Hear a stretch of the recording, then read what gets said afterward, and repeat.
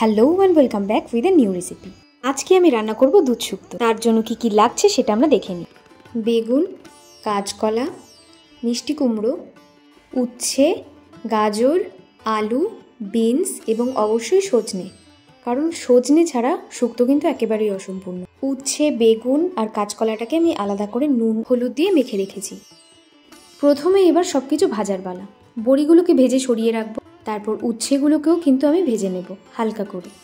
উচ্ছে যদি আগে থেকে ভেজে না রাখি তাহলে কিন্তু তরকারি একেবারেই তেতো হয়ে যায়, তাই এটা তরকারিতে দিতেও হয় একটু শেষের দিকে।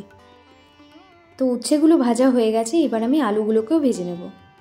খুব কড়া করে ভাজার দরকার নেই এবং সেদ্ধ করারও দরকার নেই, কারণ জলে তো সেদ্ধ হবেই, তাই একটু লাল লাল করে ভেজে নিয়ে নামিয়ে নিলেই হয়ে যাবে। এরপর কাঁচকলাগুলোকে ভেজে নেব আর বেগুনগুলো ভেজে নিয়েছি। এইবার কড়াইতে তেল দিয়ে তাতে শুকনো লঙ্কা, তেজপাতা আর পাঁচফোড়ন দিয়ে বাকি যে সবজিগুলো রয়েছে সেগুলোও ভেজে নেব। তার মধ্যে রয়েছে গাজর, মিষ্টি কুমড়ো আর বিনস। ওগুলো আর আগে থেকে ভাজার প্রয়োজন নেই, তাই আমি আর ভাজিনি। আর ডাটাও কিন্তু ভাজতে নেই। পরিমাণ মতো নুন দিয়ে একটু ভালো করে ভেজে নেব। যেহেতু এটা দুধ শুক্তো, দেখতে একটু সাদা সাদা হবে, তাই এতে হলুদ দেওয়ার দরকার নেই। ভাজা হয়ে গেছে, এবার এর মধ্যে আমি মশলাটা দিয়ে দিয়েছি। মশলার মধ্যে রয়েছে আদা আর রাঁধুনি। এবার সবটা ভালো করে কষানোর পর ভাজা সবজিগুলো দিয়ে দেব। ডাটাগুলো আমি একেবারে তখনই দিয়েছি।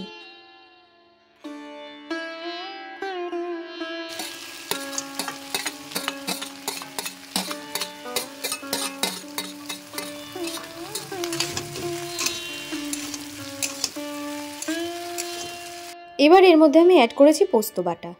পোস্ত যদি খালি কড়াইতে একটু নাড়াচাড়া দিয়ে তারপর বাটা হয় তাহলে পোস্ত বাটা খুব মিহি হয় এবং সুন্দর হয়। পোস্ত দেওয়ার পর খুব একটা কষানোর প্রয়োজন নেই। এইবার আমি বেগুনটাও দিয়ে দেব আর দিয়েছি পরিমাণ মতন গরম জল। ঢেকে কিছুক্ষণের জন্য সমস্ত সবজি সেদ্ধ করব। পাশে আমি সেই স্পেশাল মশলাটা তৈরি করব, যেই মশলাটা দিলে শুক্তোর স্বাদ কিন্তু দ্বিগুণ হয়ে যাবে এবং স্বাদ হবে একেবারে অনুষ্ঠান বাড়ির মতন। কড়াইটা গরম করে কড়াইয়ের মধ্যে দিয়ে দিয়েছি 1 চামচ জিরে, 1 চামচ রাঁধুনি এবং 1 চামচ পাঁচফোড়ন। ভাজার পর গরম থাকতে থাকতেই পুরোটা গুঁড়ো করে নিয়েছি। ওদিকে ঢাকনাটা সরিয়ে দেখলাম সবকিছু মোটামুটি সেদ্ধ হয়ে গেছে, তাই এবার এতে উচ্ছে আর বড়িটা দিয়ে দেবো।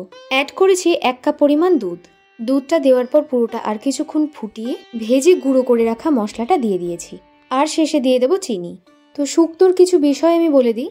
শুক্তো হয় একেবারেই লঙ্কা ছাড়া। চিনিটা মাস্ট, কারণ দুধ শুক্তো একটু মিষ্টি মিষ্টি হয়। তো দেখে নাও, শুক্তো আমাদের একেবারে রেডি। শেষে আমি দিয়ে দিয়েছি 1 চামচ ঘি। তো এই ছিল আজকের রেসিপি। ভিডিওটা ভালো লাগলে অবশ্যই লাইক করে দিও, আর তোমরাও অবশ্যই রান্নাটা ট্রাই করো। চ্যানেলটা সাবস্ক্রাইব করতে একদম ভুলে যেও না।